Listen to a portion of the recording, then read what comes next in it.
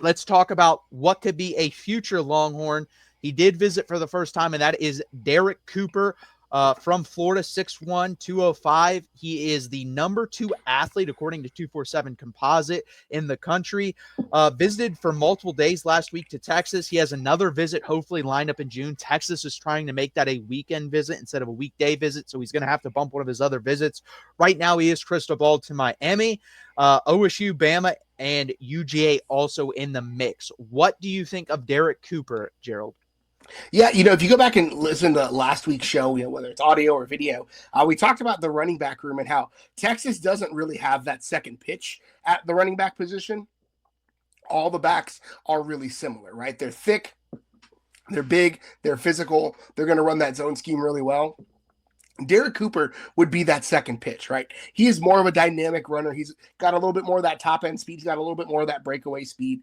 So he's a guy that could come in and differentiate himself from that room of running backs. Because again, that is a skill set that I think of a really well-built running back room that Texas is missing, right? Don't get me taking shots at the Texas running back room. Tashard Choice left Texas in a really, really good position in the running back room. But there is a gap there of that guy who's got that breakaway speed. Jaden Blue was that guy this last year, right? Texas doesn't have that. I think Derek Cooper is a guy who's got that good combination of size, right? 6'1", 200 plus, but also a really fast run. He looks really fast on tape. He looks really fast playing.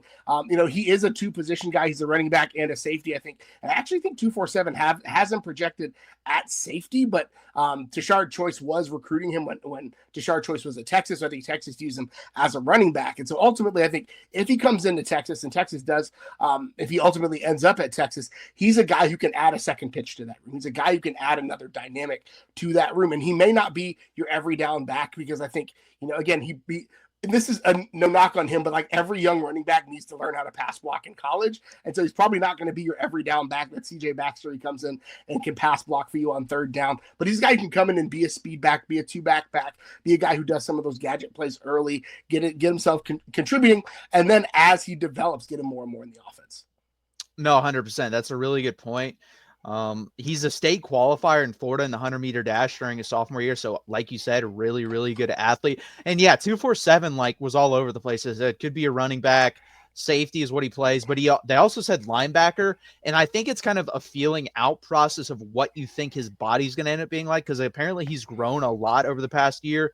So, I mean, if this guy ends up being 6'4", 220, I don't think that's – I mean, unless you're Derrick Henry, I don't think that's really a running back's body. That's Only more one of a of those. linebacker. Yeah, that dude's a freak. So unless you're going to be him, you're going to probably end up playing safety or linebacker, which I'm not opposed to. Obviously, he's a really good athlete.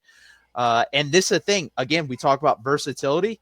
We're recruiting a really good athlete that can kind of play all over wherever we need him. I mean, this guy's good enough athlete to where if he ends up being like 6'2", 220, you could probably see him play a little bit of both if they need him to.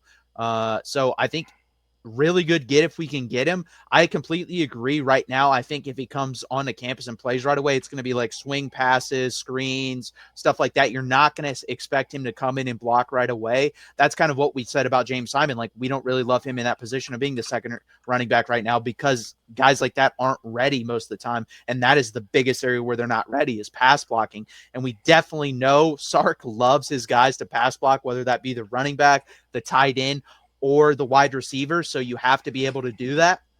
And that's how you make your money. I mean, that's how Bijan Robinson became Bijan Robinson and became a top 10 pick because he became a better blocker in the backfield. So can this guy come in and do that right away? I don't think so. But then again, the dude's playing linebacker, so he has physicality. It may just be more of a technique thing with him when he steps foot on campus. Yeah, and you and I have talked about it before. These like multi-position guys just come in a little less polished than everybody else because they've got to learn multiple techniques. They can't be a specialist. They can't do that. So he's got a little bit of more development to do, which is why that he has that longer development curve. But I think ultimately Texas seems to be pushing really hard for him. I wonder if this is another two-back class because I don't really think they're backing off from a guy like KJ Edwards or anything like that. So like, is this a two-back class? Texas seems to be in a position to need to take multiple backs for multiple years, which is really weird because the running back room is in a pretty good spot, but I wonder if they're anticipating some attrition there. I'm not sure. But ultimately, bring them to campus, get them on campus, and then if he comes onto campus and grows 2 inches and puts on 30 pounds, then we'll figure it out, right? Like just get good athletes on campus, get them in the right strength and conditioning program, get them on the right diet, and then figure out where they play on the football field. No, 100%. Now, if it was a one running back class, which I agree with you, it's going to be two because that's been the pattern. Literally every year they recruit two guys, and usually under Tashard Choice, it was a style thing. They would get a fast guy with a big guy in one class. That's kind of how they did it. Who would you rather have, KJ Edwards or Derek Cooper? Oh man, this is so tough. I think because of the current situation of the running back room, I think Cooper specifically because of the skill set. Right? I think KJ Edwards is an incredible back, and when he's in Burnt Orange, like I said, when he's in Burnt Orange next year, I will be very happy with it. I'm very excited on what Texas push for him. But Derek Cooper has that breakaway speed, that elite top level speed that just isn't in the running back room right now. So from a filling out the room from a skill set perspective, I think Cooper has to be the pick because of that top level speed. No, I agree. And I agree with you. It's kind of weird to get to because unless Trey Wisner declares, we're literally going to have every one of these guys back next year. And that would give us 2, 4, 6, I think 8 guys in the room, 7 or 8 guys in the room. That's a very loaded room. Most likely you'd have 1 or 2 transfer at that point. I'd really be shocked if you have 8 guys of that level on your roster at the running back position. And honestly kind of unneeded anyways. Yeah, and again, I don't know.